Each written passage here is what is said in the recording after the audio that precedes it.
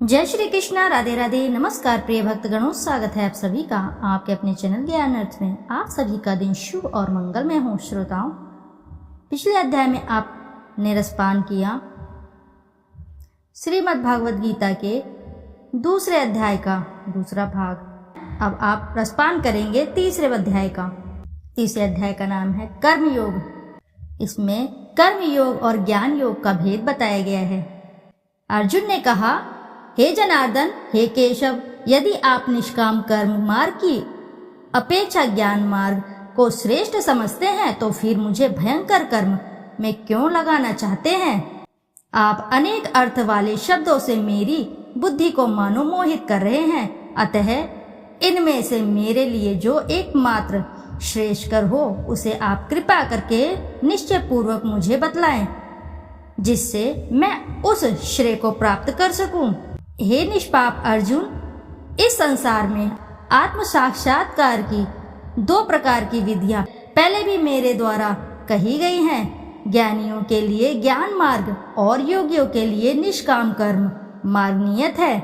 मनुष्य ना तो बिना कर्म किए धर्म बंधनों से मुक्त हो सकता है और ना ही कर्मों के त्याग मात्र से ही सफलता को प्राप्त कर सकता है।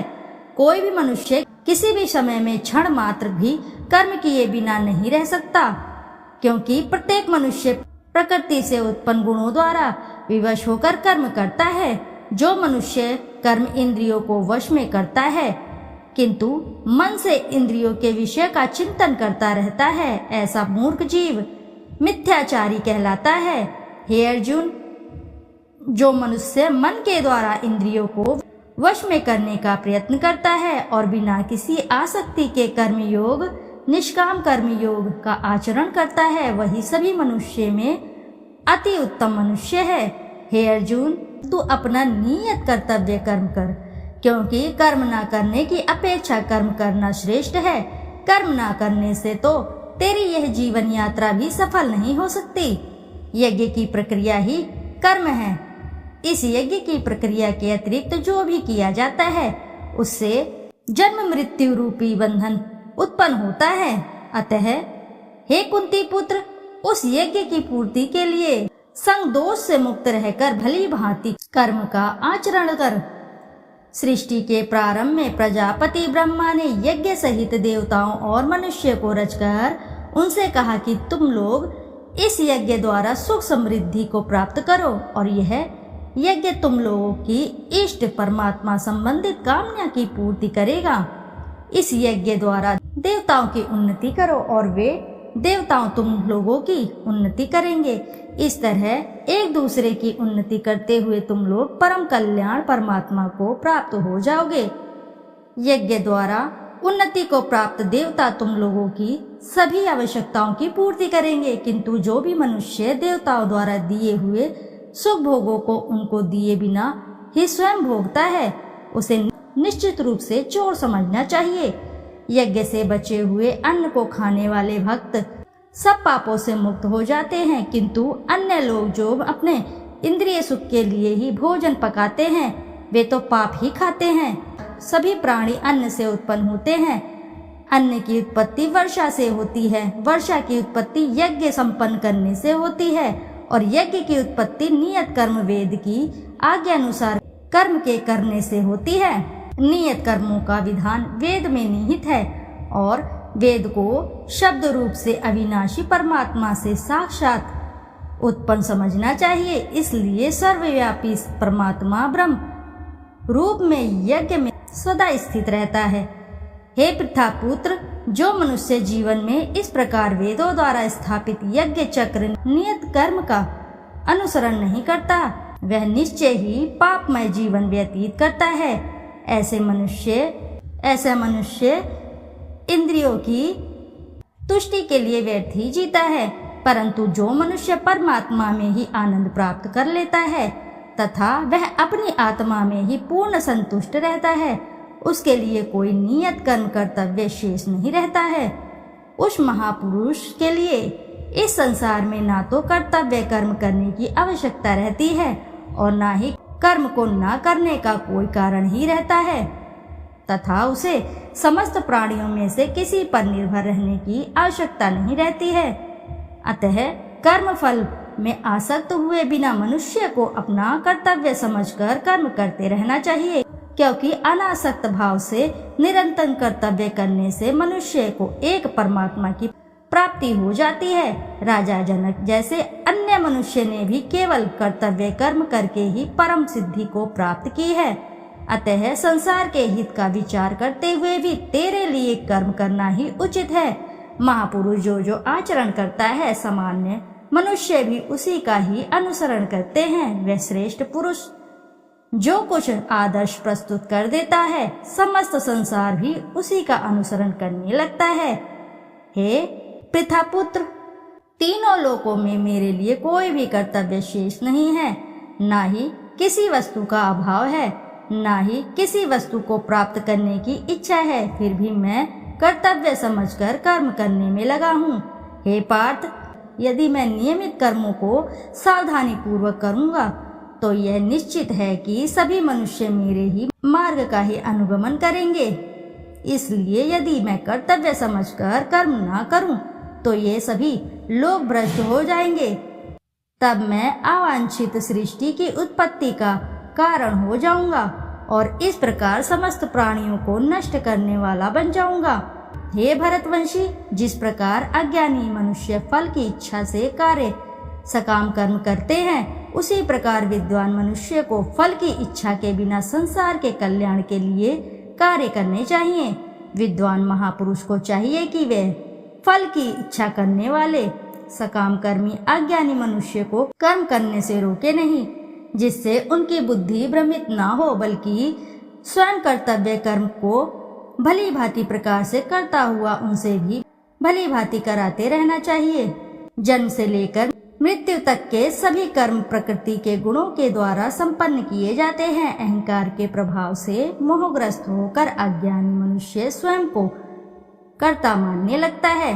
परंतु हे महाबाहु, परम तत्व को जानने वाला महापुरुष इंद्रियों को और इंद्रियों की क्रियाशीलता को प्रकृति के गुणों के द्वारा करता हुआ मानकर कभी उनमें आसक्त नहीं होता। माया के प्रभाव से मोहग्रस्त हुए मनुष्य सांसारिक कर्मों के प्रति आसक्त होकर कर्म में लग जाते हैं। अतः पूर्ण ज्ञानी मनुष्य को चाहिए कि वह उन मंद बुद्धि सकाम कर्मी करने वालों को विचलित ना करें। अतः हे अर्जुन, अपने सभी प्रकार के कर्तव्य कर्मों को मुझ में समर्पित करके पूर्ण आत्मज्ञान से युक्त होकर आशा, ममता और संताप का पूर्ण रूप से त्याग करके युद्ध कर। जो मनुष्य मेरे इन आदेशों का ईर्ष्या रहित होकर श्रद्धा पूर्वक अपना कर्तव्य समझकर नियमित रूप से पालन करते हैं, वे सभी कर्म फलों के बंधन से मुक्त हो जाते हैं। परंतु जो मनुष्य ईर्ष्यावश इन आदेशों का नियमित रूप से पालन नहीं करते हैं, उन्हें सभी प्रकार के ज्ञान में पूर्ण रूप से भ्रमित और सब ओर से नष्ट भ्रष्ट हुआ ही समझना चाहिए। सभी मनुष्य प्रकृति के गुणों के अधीन होकर ही कार्य करते हैं। यद्यपि तत्वदर्शी ज्ञानी भी प्रकृति के गुणों के अनुसार ही कार्य करता दिखाई देता है, तो फिर इसमें कोई किसी का निराकरण क्या कर सकता है। सभी इंद्रियां और इंद्रियों के विषयों के प्रति आसक्ति और विरक्ति नियमों के अधीन स्थिति होती है। मनुष्य को इनके अधीन नहीं होना चाहिए, क्योंकि दोनों ही आत्म साक्षात्कार के पथ में अवरोध उत्पन्न करने वाले हैं।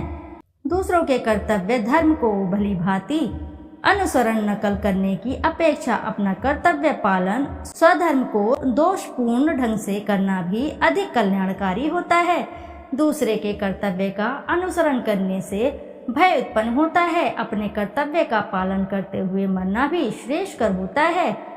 अर्जुन ने कहा, हे वृष्णिवंशी, मनुष्य ना चाहते हुए भी किसी की प्रेरणा से पाप कर्म करता है। यद्यपि ऐसा लगता है कि उसे बलपूर्वक पाप कर्म करने के लिए प्रेरित किया जा रहा है। श्री भगवान ने कहा, इसका कारण रजोगुण से उत्पन्न होने वाले काम, विषय वासना और क्रोध बड़े पापी हैं। तू इन्हें इस संसार में अग्नि के समान कभी ना तृप्त होने वाले महान शत्रु समझ।